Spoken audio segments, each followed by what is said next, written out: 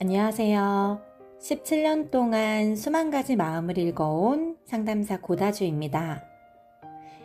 어떤 기억은 오래된 라디오처럼 잘 잡히지도 않으면서 끝내 꺼지질 않습니다. 지지직거리는 잡음 사이로 흘러나오는 노래의 한 소절처럼 잊으려고 해도 잊히질 않고 지우려 해도 지워지지 않는 그런 기억 말입니다. 오늘 제가 들려드릴 이야기는 10년이라는 긴 세월을 증오로 버텨온 한 남자의 이야기죠. 그리고 동시에 그 증오의 한가운데서 조용히 사랑을 지켜온 한 여자의 이야기이기도 합니다. 남의 어느 작은 폭우 비린내가 바람에 실려오던 그 오후였습니다. 낡은 작업복 차림의 여자가 쪼그려 앉아 차가운 물에 손을 담그고 있었죠. 손마디는 퉁퉁 부어올라 있었고 새하얗게 바랜 머리카락 사이로 겨울 햇살이 힘없이 내려앉고 있었습니다. 저는 그 여자를 알고 있었습니다. 정확히는 알고 있다고 믿었죠. 10년 전 저를 버리고 전 재산을 들고 도망간 그 여자. 죽어가는 남편을 병원에 혼자 남겨두고 사라진 그 여자. 저는 그 여자의 이름을 떠올릴 때마다 이를 악물었습니다. 그런데 막상 그 앞에 서고 보니 10년간 갈아온 복수의 칼날이 어디서부터 휘어버렸는지 도무지 손이 올라가질 않더군요. 굽어버린 그 등이 10년의 세월의 무게가, 그리고 그 손마디 하나하나의 이야기가 제가 알고 있던 모든 것을 조용히 무너뜨리고 있었습니다. 저의 이름은 김진욱. 올해로 55이 됐습니다. 한때는 건설 현장에서 막노동으로 하루를 버텼고, 한때는 죽음의 문턱에서 가까스로 살아 돌아왔으며, 지금은 작은 회사를 꾸려 남부럽지 않은 삶을 살고 있죠. 하지만 제 마음속 시계는 그날 밤 병원 협탁 위에 놓여있던 낡은 쪽지 한 장에 멈춰 있었습니다. 미안해, 나도 살아야겠어. 단 10글자였습니다. 그 10글자가 제 인생을 두동강 냈죠. 오늘 저는 그 이야기를 처음부터 끝까지 꺼내보려 합니다. 묵혀둔 김치를 조심스레 꺼내 뚜껑을 여는 것처럼 시큼하고 알싸한 냄새가 코를 지르더라도 끝까지 들어주시겠습니까? 괜찮으시다면 저와 함께 그 시절로 돌아가 보겠습니다. 제가 수진이를 처음 만난 건 1980년대 말 서울 변두리 어느 작은 공장 앞이었습니다. 그 시절 서울 변두리는 참 소란스러웠죠. 골목마다 연탄재가 쌓여 있었고, 이른 아침이면 두부장수의 종소리가 가늘고 차갑게 골목을 깨웠습니다. 공장 굴뚝에서 피어오르는 연기가 하늘을 회색으로 물들이던 그 시절이었죠. 수진이는 그 공장 앞 포장마차에서 일을 하고 있었습니다. 파마도 하지 않은 단발머리에 고무장갑 위로 삐죽 나온 손목이 하얗고 가늘었죠. 저는 그 손목을 보는 순간 이상하게도 가슴이 철렁 내려앉았습니다. 퇴근길에 들른 포장마차에서 소주 한 잔을 앞에 두고 머뭇거리는 저에게 수진이가 먼저 말을 건넸죠. 많이 피곤해 보이세요. 그게 시작이었습니다. 그 시절 저는 가진 게 없었습니다. 배운 것도 변변치 않았고 물려받을 유산도 없었죠. 경기도 어느 총구석에서 버스를 2번 갈아타고 상경한 그저 그런 청년이었으니까요. 그런 저를 수진이는 부끄럽게 여기지 않았습니다. 우리는 2년을 만났습니다. 번듯한 데이트 한 번 못했죠. 한강 둔치에 앉아 캔맥주 하나를 나눠 마시거나 시장 골목을 손잡고 걷는 것이 전부였습니다. 그래도 수진이는 늘 웃었죠. 시장 좌판에 쌓인 알록달록한 플라스틱 대야를 보며 우리 집에 저런 거 하나 있었으면 좋겠다 라고 웃었던 그 얼굴이 지금도 눈에 선합니다. 결혼식은 예식장 대신 수진이 어머니 가게 앞 공터에서 치렀습니다. 하객이라야 공장 동료 몇몇과 동네 아주머니들이 전부였고 음식은 어머니가 직접 끓인 갈비찜과 잡채였죠. 돼지고기 냄새와 들기름 냄새가 섞여 골목 끝까지 풍겨나오던 그날, 수진이는 시장에서 흥정에 구한 미색 한복을 입고 수줍게 웃고 있었습니다. 그게 세상에서 가장 아름다운 신부였죠. 신혼집은 반지하였습니다. 창문 너머로 행인들의 발목이 보이는, 겨울이면 창틀에 성애가 꽃처럼 피어나는 그런 방이었죠.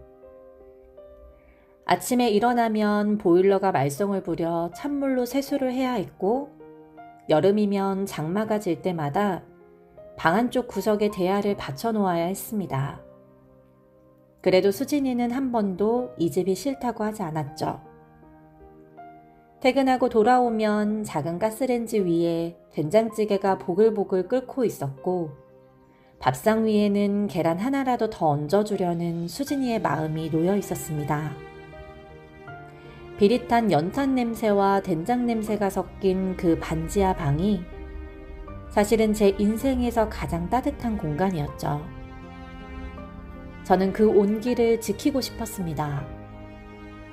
낮에는 건설 현장에서, 밤에는 대리운전 핸들을 잡으며 몸이 버텨주는 데까지 밀어붙였죠. 손바닥이 굳은 살로 뒤덮이고 무릎이 쑤셔 계단을 내려오기 힘든 날에도 저는 멈추지 않았습니다. 마당이 있는 집, 감나무가 있는 집, 수진이가 오래전부터 꿈꿔온 그 집을 반드시 만들어주고 싶었으니까요. 그리고 마침내 아파트 분양권 당첨 통지서를 손에 쥐던 날이 왔습니다. 저는 그 종이를 들고 곧장 수진이가 일하는 가게로 달려갔죠.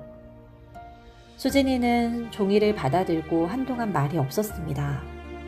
그러다 그 눈에서 눈물이 주르륵 흘러내렸죠. 저도 울었습니다. 마주보고 아무 말 없이 한참을 울었죠. 이제는 정말 잘 될 것 같았습니다. 이제는 정말 행복한 일만 남은 것 같았죠. 그런데 세상은 그 기쁨을 오래 허락하지 않더군요. 이삿짐을 쌀 날짜를 손꼽아 기다리던 어느 늦가을 오후였습니다. 이유 없이 붓는 발목, 가시지 않는 피로, 아무리 자도 사라지지 않는 어지러움. 대수롭지 않게 여겼던 그 증상들이 저를 병원으로 이끌었죠. 혈액암입니다. 그 의사의 입에서 나온 그 두 글자가 제 귓속에서 한동안 먹먹하게 울렸습니다. 창밖으로는 은행나무 잎이 노랗게 물들어 떨어지고 있었죠. 그 아름다운 풍경이 그날따라 왜 그렇게 서럽게 느껴지던지요. 수진이에게 어떻게 말을 해야 할지 차마 입에서 떨어지지 않았습니다. 그 오랜 세월 고생만 시켜놓고 이제 겨우 수만 번 고를 수 있게 됐는데, 하지만 수진이는 제가 말하기도 전에 이미 알아챘습니다. 병원 주차장에서 제 얼굴을 보는 순간 수진이는 아무 말 없이 제 손을 꼭 잡았죠. 차갑고 작은 손이었지만 그 온기는 가슴 깊은 곳까지 닿았습니다. 걱정 마, 내가 있잖아. 딱 그 한마디였죠. 그 말이, 그 작은 손이 제가 치료를 시작하게 된 이유였습니다. 그러나 그 믿음이 오래가지 못할 거라는 것을 그때의 저는 꿈에도 알지 못했죠. 항암 치료는 제가 생각했던 것보다 훨씬 더 잔인한 것이었습니다. 주사바늘이 팔에 꽂히는 순간부터 온몸이 불덩이처럼 달아올랐다가 이내 얼음장처럼 차가워졌죠. 밥 한 술을 넘기면 곧장 올라왔고 머리카락은 베갯잎에 수북히 쌓였습니다. 거울 속에 비친 제 얼굴은 제가 알던 제 얼굴이 아니었죠. 그래도 버틸 수 있었습니다. 수진이가 있었으니까요. 면회 시간이 되면 어김없이 나타나던 수진이는 제가 좋아하던 북엇국을 보온 도시락에 담아왔죠. 뚜껑을 열면 뽀얀 김이 피어오르고 구수한 냄새가 소독약 냄새로 가득 찬 병실을 잠시나마 우리 집 부엌처럼 만들어 주었습니다. 그런데 어느 순간부터 그 도시락이 오지 않았습니다. 하루, 이틀, 사흘. 면회 시간이 지나도록 복도에서 기다렸지만 수진이의 발소리는 들리지 않았죠. 겨우 찾아오는 날에는 눈이 충혈이 돼 있었고 말수가 줄어들어 있었습니다. 병원비 고지서가 날아오기 시작하면서부터였죠. 우리가 평생 모은 돈이 한 달, 두 달 사이에 절반으로 줄었습니다. 수진이는 병실 창가에 앉아 통장 잔고를 들여다보다가 아무 말 없이 한숨을 내쉬곤 했죠. 그 등이 조금씩 굽어가는 것을 저는 그때 처음 느꼈습니다. 그리고 그날이 왔습니다. 11월의 어느 화요일 밤이었죠. 빗소리가 병실 창문을 두드리고 있었고 복도에서는 간호사의 구두 소리만 규칙적으로 오갔습니다. 항암제의 여파로 몸이 무거웠던 저는 잠시 눈을 붙였다가 새벽녘에 눈을 떴죠. 침대 옆 보호자 자리가 비어 있었습니다. 처음에는 화장실에 갔거니 했죠. 5분이 지났습니다. 10분이 지났습니다. 30분이 지나도 수진이는 돌아오지 않았죠. 그때 눈에 들어온 것이 협탁 위에 놓인 낡은 봉투 하나였습니다. 봉투 안에는 텅 빈 통장과 작은 쪽지 한 장이 들어있었죠. 삐뚤빼뚤한 글씨로 수진이가 급하게 쓴 듯한 그 쪽지에는 이렇게 적혀 있었습니다. 미안해. 나라도 살아야겠어. 이 돈이라도 챙겨서 떠날게. 찾지 마. 우리가 아파트 잔금으로 쓰려고 영혼까지 끌어모았던 돈 1억 원이 사라져 있었습니다. 저는 한동안 그 쪽지를 들고 앉아 있었죠. 빗소리는 여전히 창문을 두들겼고 복도의 형광등은 희미하게 깜빡였습니다. 눈물이 나올 줄 알았는데 눈물도 나오지 않더군요. 그저 가슴 한복판에 시퍼런 구멍이 뚫리는 것 같았습니다. 죽고 싶었습니다. 치료를 포기하고 싶었죠. 이 모든 고통이 다 무슨 소용인가 싶었습니다. 살아서 돌아갈 집도 기다려줄 사람도 이제는 아무것도 없었으니까요. 그런데 그 순간이었습니다. 가슴속 어딘가에서 차갑고 단단한 무언가가 솟구쳐 올랐죠. 억울함이었습니다. 이렇게 눈 감을 수는 없었습니다. 죽어가는 남편을 두고 도망간 저 여자에게 지는 꼴은 볼 수가 없었죠. 그 지독한 오기가, 그 시퍼런 증오가 저를 다시 살게 만들었습니다. 저는 쪽지를 반으로 접어 베개 밑에 넣었죠. 그리고 스스로에게 약속했습니다. 반드시 살아서, 반드시 찾아내서, 반드시 돌려주겠다고. 고통 한 점 한 점을, 외로움 한 올 한 올을 그대로 대갚아주겠다고. 그 도끼가 약이 되었는지 의사들도 고개를 젓던 수치가 조금씩 나아지기 시작했습니다. 3년의 투병 끝에 저는 완치 판정을 받았고 병원 문을 걸어 나왔죠. 가을이었습니다. 은행나무 잎이 노랗게 물드는 제가 암선고를 봤던 그 계절이 다시 돌아와 있었죠.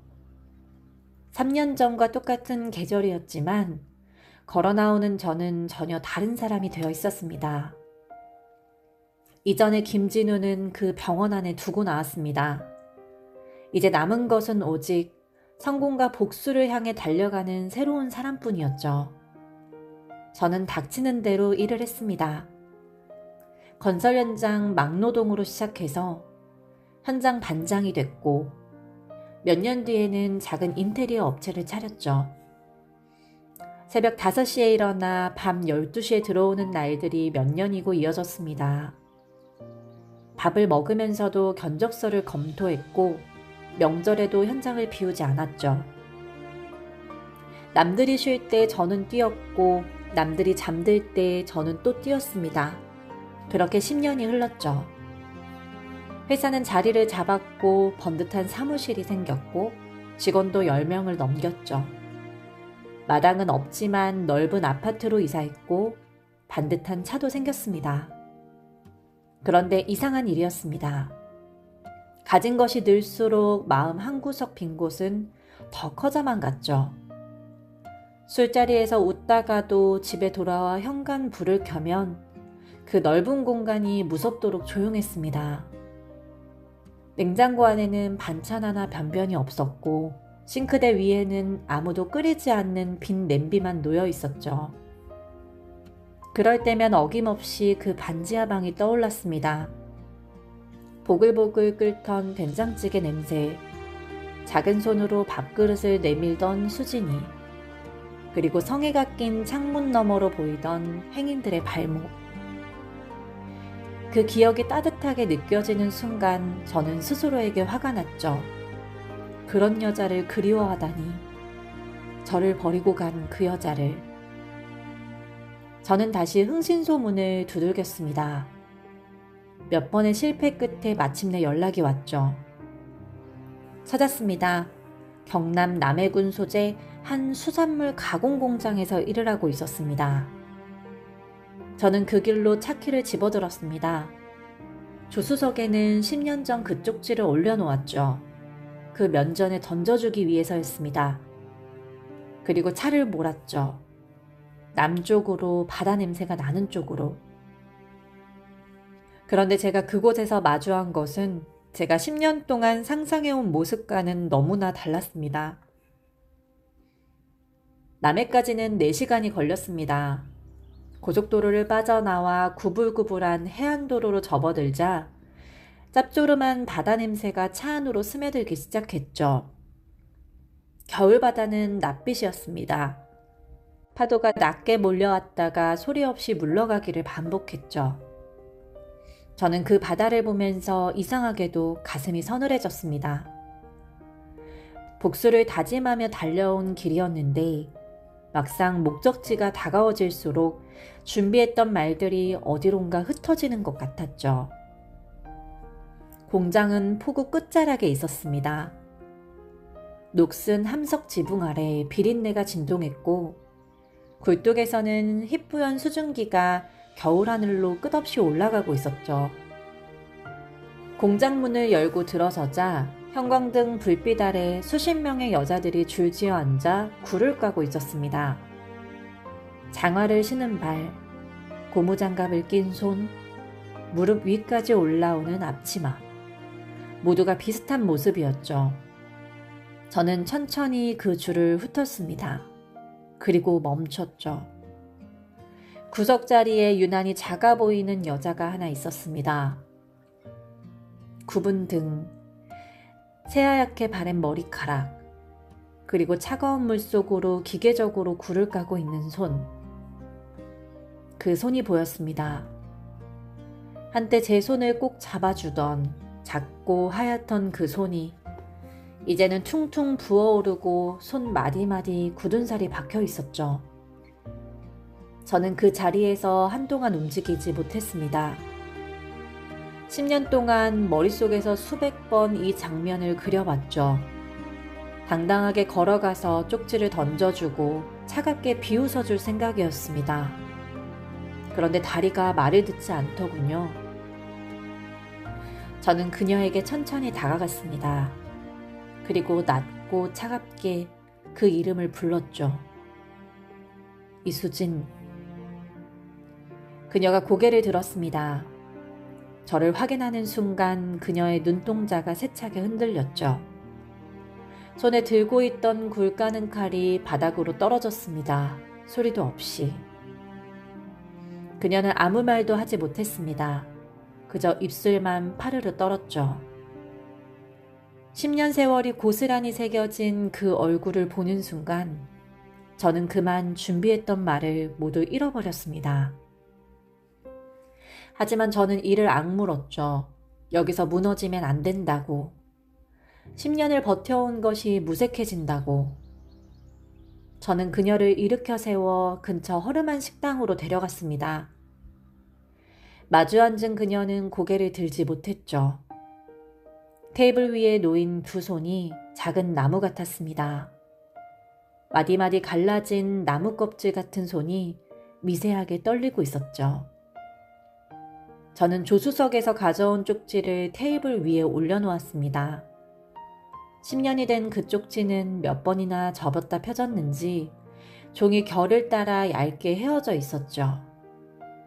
그녀는 그 쪽지를 보자마자 눈을 질끈 감았습니다. 말이 쏟아졌습니다. 10년 동안 삼켜온 말들이 한 번에 터져나왔죠. 그런데 그녀는 대꾸하지 않았습니다.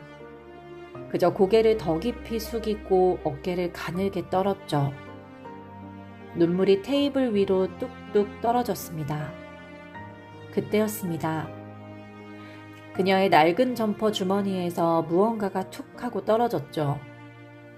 구겨진 종이 한 장이었습니다.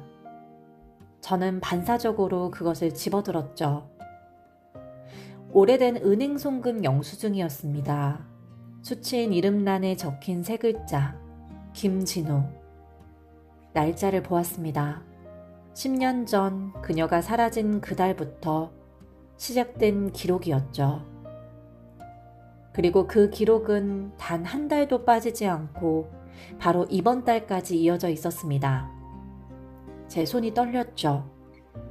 종이가 바스락거렸습니다. 머릿속에서 무언가가 무너지기 시작했습니다. 10년 동안 쌓아올린 증오의 벽이 이 한 장의 종이 앞에서 소리도 없이 내려앉는 것 같았죠. 저는 겨우 입을 열었습니다. 이게 다 뭐야? 그녀는 여전히 고개를 들지 못했죠. 다만 그 어깨가 더 크게 흔들렸습니다.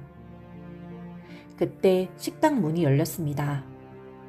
들어온 사람은 낯익은 얼굴이었죠.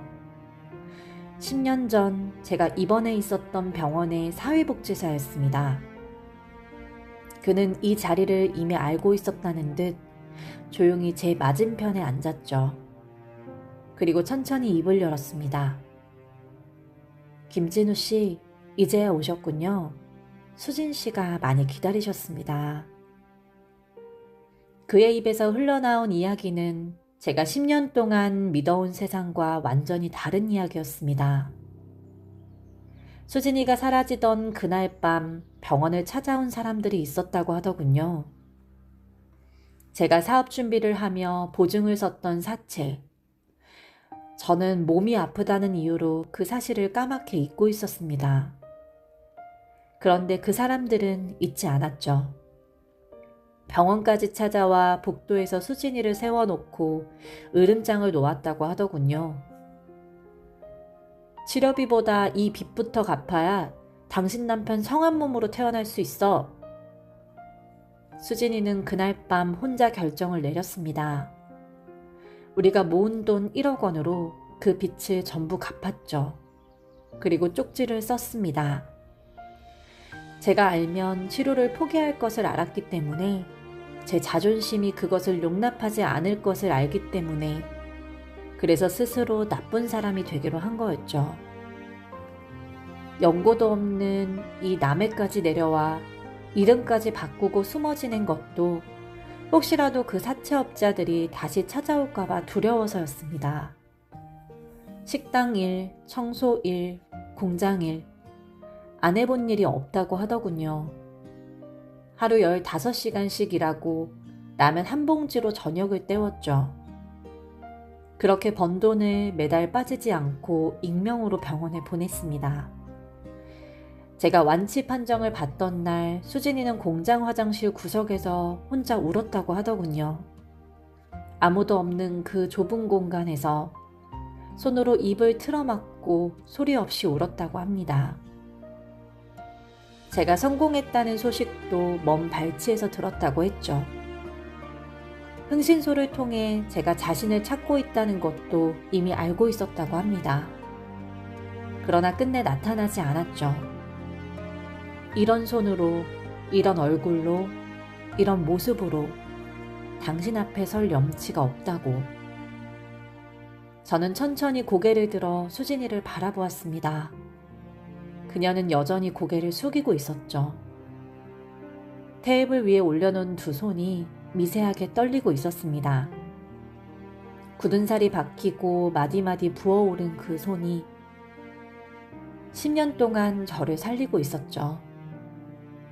저는 그 손을 두 손으로 감쌌습니다.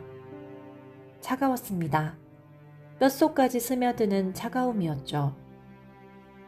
그런데 그 차가움 아래에 아직도 온기가 남아 있었습니다. 10년 전 병원 주차장에서 제 손을 잡아주던 그 온기가. 저는 그 자리에서 무너졌습니다. 10년 동안 한 번도 흘리지 않았던 눈물이 한꺼번에 쏟아졌죠. 식당 안이 조용해졌습니다. 창밖으로는 겨울바다가 여전히 낮은 파도를 밀어내고 있었습니다. 소리도 없이 쉬지 않고 꼭 수진이처럼. 그날 이후로 저는 수진이를 서울로 데려왔습니다. 그녀는 한사코 거절했죠. 자신은 괜찮다고, 이제 당신은 잘 살고 있으니 그걸로 충분하다고, 이 꼴로 당신 곁에 있을 수 없다고 했습니다. 저는 아무 말도 하지 않았죠. 그저 그녀의 낡은 진 보따리를 트렁크에 실었습니다. 그리고 조수석 문을 열어주었죠. 10년 전 제가 수진이를 처음 데이트에 데려가던 날처럼. 수진이는 한참을 서 있다가 천천히 차에 올랐습니다. 그리고 창밖을 바라보며 조용히 중얼거렸죠. 바보같이. 서울로 올라오는 내내 우리는 별말이 없었습니다.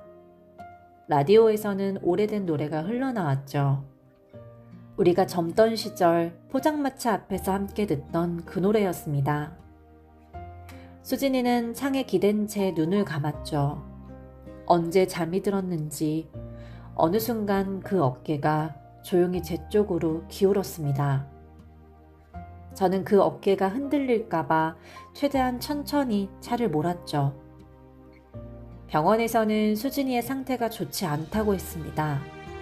무리한 노동으로 인한 관절염, 영양실조, 그리고 과로로 인한 폐손상. 의사는 조심스러운 얼굴로 말을 골랐지만 저는 그 표정이 무슨 뜻인지 이미 알고 있었죠. 수진이는 병원 침대에 누워 오히려 저를 다독였습니다. 진우씨, 그 얼굴 하지 마. 나 하나도 안 무서워.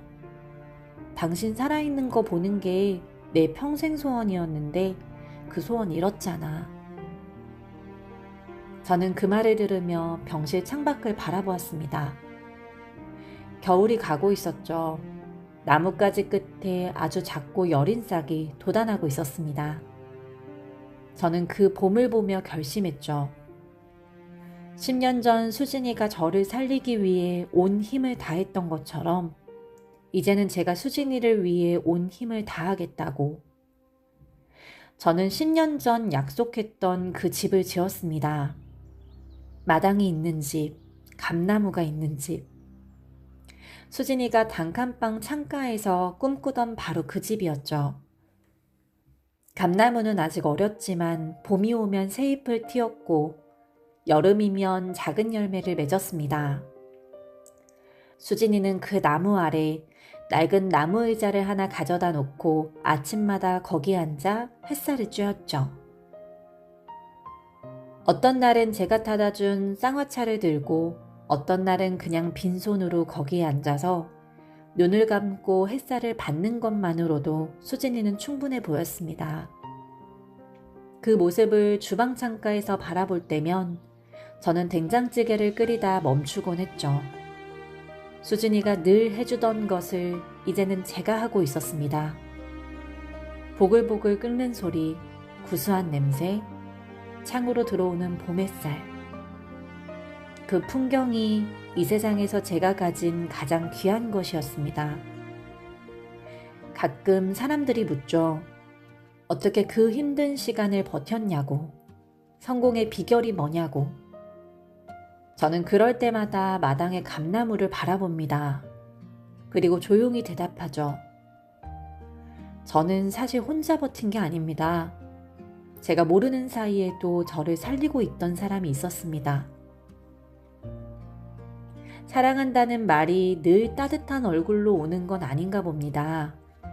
때로는 차가운 공장 물속에 손을 담근 채로, 때로는 낡은 작업복 주머니 속 영수증 한 장으로, 때로는 아무도 없는 화장실에서 소리 없이 흘리는 눈물로 오기도 하죠. 저는 이제 압니다.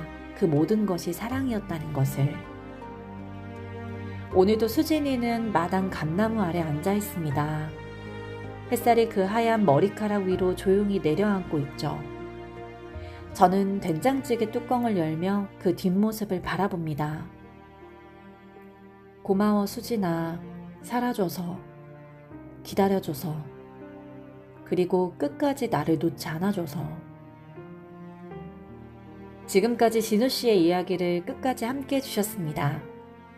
저는 17년 동안 수많은 분들의 이야기를 들어왔죠. 배신의 이야기, 오해의 이야기, 그리고 그 오해 뒤에 숨어있던 말 못한 사랑의 이야기들을. 진우 씨의 이야기를 처음 들었을 때 저는 한동안 말을 잇지 못했습니다. 10년이라는 시간 동안 두 사람이 각자의 방식으로 얼마나 깊이 서로를 붙들고 있었는지가 느껴졌기 때문이죠. 진우 씨는 증오로 버텼다고 하지만 저는 그 증오의 뿌리가 무엇인지 압니다. 증오는 사랑이 닫히고 난 뒤에 그 자리를 지키는 파수꾼이죠. 사랑하지 않았다면 그토록 오래, 그토록 깊이 미워할 수 없었을 테니까요. 수진 씨도 마찬가지였습니다. 스스로 나쁜 사람이 되는 것을 선택한다는 것이 얼마나 무겁고 외로운 일인지 헤아리기조차 어렵죠. 말 한마디, 설명 한마디로 오해를 풀 수 있었을 텐데 그 말을 삼키고 그 설명을 접고 오직 상대방의 생존을 위해 침묵을 선택한 그 마음이 참으로 크고 무거운 사랑이었습니다. 오늘 이야기를 들으시면서 마음 한켠이 뜨끔하셨던 분이 계신가요? 오해하고 있는 사람이 있지는 않으신가요? 눈에 보이는 것만으로 그 사람의 전부를 판단하고 있지는 않으신가요? 상담을 하다 보면 이런 말씀을 드릴 때가 많습니다. 우리는 종종 가까운 사람의 마음을 가장 마지막에 알게 된다고요. 멀리 있는 사람의 표정을 읽으면서 정작 매일 밥상을 마주하는 사람의 눈빛은 읽지 못할 때가 있죠. 진우 씨와 수진 씨가 잃어버린 10년은 돌아오지 않습니다. 그 시간이 아프지 않다고 할 수는 없죠. 하지만 저는 이렇게 생각합니다. 그 10년이 있었기에 지금 감나무 아래 앉은 수진 씨의 뒷모습이 더 눈부신 것이라고. 그 10년의 무게를 알기에 된장찌개 한 그릇이 더 뜨겁고 귀한 것이라고. 여러분, 한 가지만 부탁드려도 될까요? 오늘 집에 돌아가시면 그동안 오해하고 있었던 그 사람에게 먼저 손을 내밀어 보십시오. 아직 늦지 않았습니다. 말로 표현하기 어려우시다면 따뜻한 밥 한 끼도 좋고 조용히 옆에 앉아 있는 것도 좋죠. 사랑은 거창한 것이 아닙니다. 보글보글 끓는 된장찌개 냄새, 아무 말 없이 건네는 따뜻한 차 한 잔, 창가에서 조용히 바라보는 그 시선, 그 작고 소박한 것들이 사실은 가장 오래 남는 사랑의 언어죠. 진우 씨, 수진 씨, 두 분 모두 수고 많으셨습니다. 그 긴 겨울을 버텨내신 것 정말 대단하고 아름다운 일이었죠. 이제는 그 감나무 아래서 오래오래 따뜻한 봄날을 누리시기를 진심으로 바랍니다. 오늘 이 이야기를 들어주신 여러분들께도 감사드립니다. 누군가의 이야기를 끝까지 들어준다는 것, 그것 자체가 이미 한 사람의 마음을 안아주는 일이죠. 여러분 곁에 있는 소중한 사람의 손을 오늘 한 번 더 꼭 잡아주십시오. 그 온기가 언젠간 긴 겨울을 버티게 해주는 가장 든든한 힘이 될 테니까요. 오늘 이야기가 마음속 울림이 있으셨다면 구독과 좋아요 눌러주세요. 여러분의 응원이 다음 이야기를 만드는 힘이 됩니다. 지금 창밖에는 조용한 밤이 깊어가고 있네요. 부디 오늘은 모든 걱정 내려놓으시고 당신의 영혼이 가장 편하게 쉴 수 있는 밤이 되시길 바라겠습니다. 긴 이야기 들어주셔서 진심으로 감사드립니다. 지금까지 고요하고 다정한 주파수 상담사 고다주였습니다. 내일도 당신의 마음을 읽어드리러 오겠습니다. 편안한 밤 되세요.